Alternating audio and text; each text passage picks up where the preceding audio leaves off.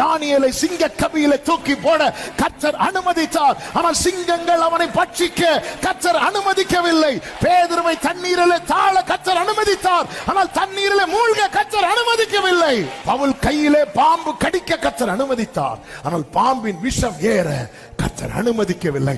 சில காரியங்களை கர்த்தர் அனுமதித்ததாய் எண்ணி கர்த்தர் கைவிட்டு விட்டார் என்று எண்ணாதே. அனுமதிக்காத சில காரியங்கள் இருக்கிறது. எனவே நாம் உயிரோடு இருக்கிறோம். ஹalleluya. சில காரியங்களை அனுமதித்தது உண்மை. ஆனால் அதே நேரத்தில் அவர் அனுமதிக்காத காரியம் இருக்கிறது. அதை தான் யோபு கிட்ட சொன்னார். சமுத்திரம் எழுந்து வரும்போது அதை மணலினாலே எல்லையை போட்டவர் யார்?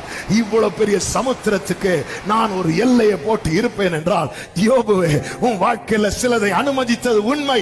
ஆனா சில காரியம் அனுமதிக்காததுனாலதான் இன்னைக்கு நீ சாட்சியா நிக்கிற. எனக்கு ஜீவனை தந்ததும் அல்லாமல் எனக்கு தயவும் பாராட்டினீர். உம்முடைய